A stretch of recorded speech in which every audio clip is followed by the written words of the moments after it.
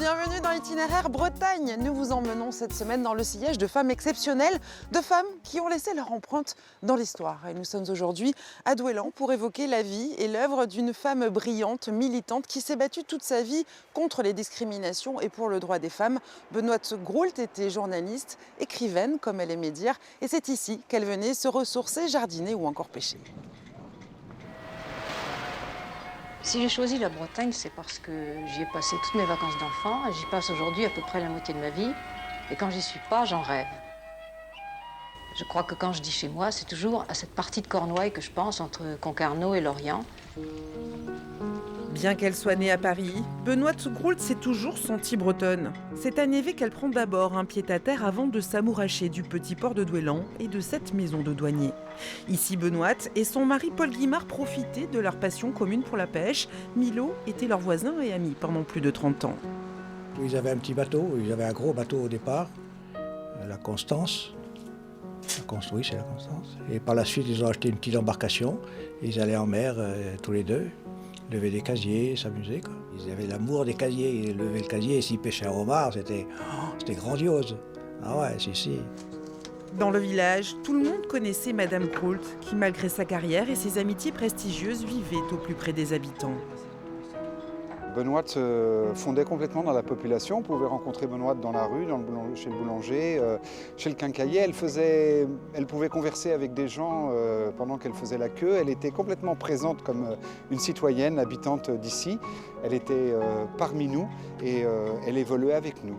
En Bretagne, Benoîte Groult trouvait le calme nécessaire à l'écriture, mais aussi l'inspiration et l'énergie pour continuer à défendre ses convictions. Je trouve qu'il y a une certaine correspondance entre les peuples colonisés, les minorités raciales ou régionales et la condition féminine. Parce que de même qu'on a fait taire la Bretagne, qu'on l'a exploitée, qu'elle n'a pas eu droit à son identité, eh bien les femmes aussi se sont tues très longtemps.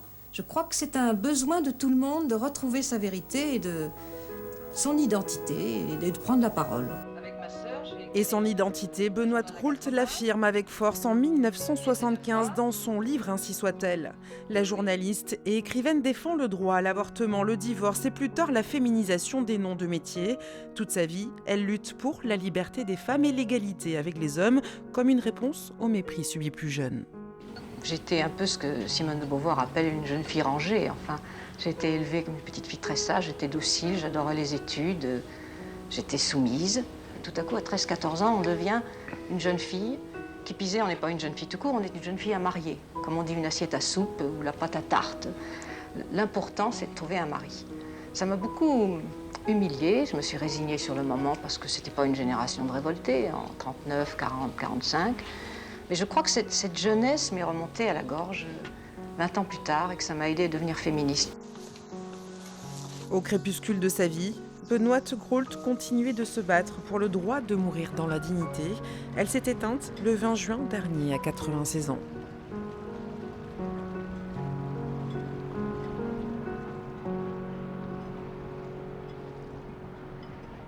Bonjour Cécile Pelletier, merci d'être avec nous. Vous êtes adjointe à la culture de la ville de Quimperlé et vous travaillez aussi dans le milieu de la culture et du livre. Vous avez rencontré Benoîte Groult d'abord, évidemment, dans ses livres. Oui, c'est d'abord une rencontre de lectrice. Et à 16-17 ans, j'ai vu Les Vaisseaux du cœur. Je me suis dit, chouette, une petite romance. À 16 ans, on a envie de ce genre de lecture. Et puis là, le choc sur cette histoire, sur la manière dont on peut écrire. Donc ma rencontre avec Benoîte Groult a commencé comme ça et peut-être aussi un peu avec le féminisme, je pense. Benoîte Groult s'est fait connaître en 1975, notamment avec la sortie de ce livre Ainsi soit-elle, qui est un manifeste féministe. Quels étaient les grands messages, les grands combats qu'elle entendait mener aussi à travers ce livre ? En fait, c'est surtout qu'elle a dit les choses. C'est vrai que le bouquin a été vendu de mémoire à 1 million d'exemplaires, il a été traduit dans énormément de langues, parce qu'on avait l'impression que tout ça c'était des évidences, qu'on était au courant, et puis finalement ça n'avait jamais été écrit. Simplement la banalisation justement de ce féminisme qui était devenu un mot presque comme le nom d'une maladie, hein, alors qu'en vérité être féministe c'est être humaniste, c'est s'occuper de la moitié de l'humanité comme elle disait.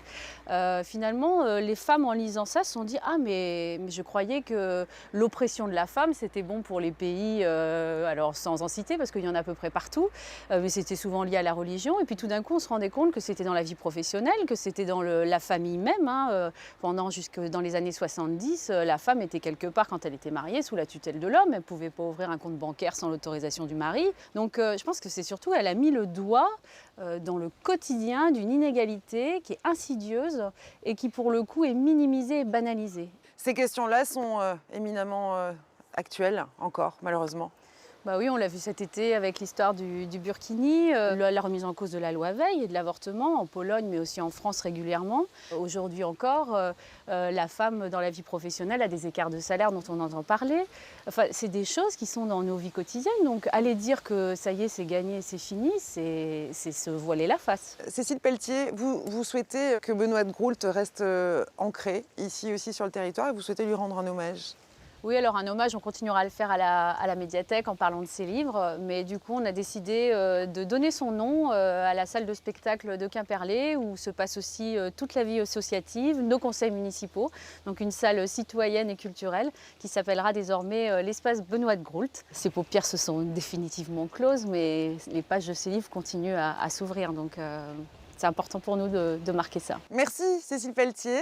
Je pense que vous vous avez donné le goût et l'envie de retrouver les livres de Benoît de Groult. Merci beaucoup. Merci à vous.